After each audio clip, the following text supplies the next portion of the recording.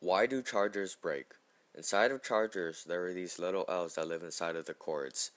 These elves are normally very cheery and they would always do their work properly, until one day their big fat mean boss started screaming at them. It was their job every day to replenish the wire inside of the cord. The boss was just very upset and he even started to abuse one of the elves. After work, the elves were having a secret meeting and they came to a conclusion that they should go on strike. The next day, no one came into work. The boss was confused. He was wondering where all the elves were until he heard a commotion outside. The boss walked outside and he saw all of the elves. Right away, he started screaming. The elves couldn't take it anymore, so they decided to leave the cord and rip the hole through the plastic that covers the wire.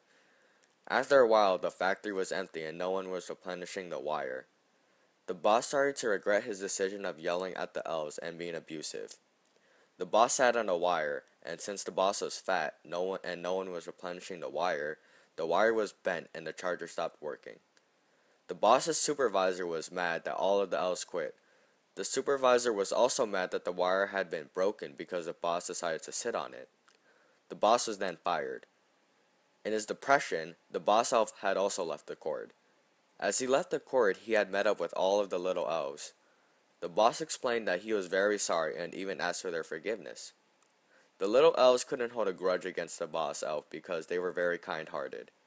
Before they could forgive him, they had a condition for him. They asked the boss to be kinder to all of his workers and to give them all respect. The boss accepted this condition, and in the end, the boss and the little elves moved into a new cord.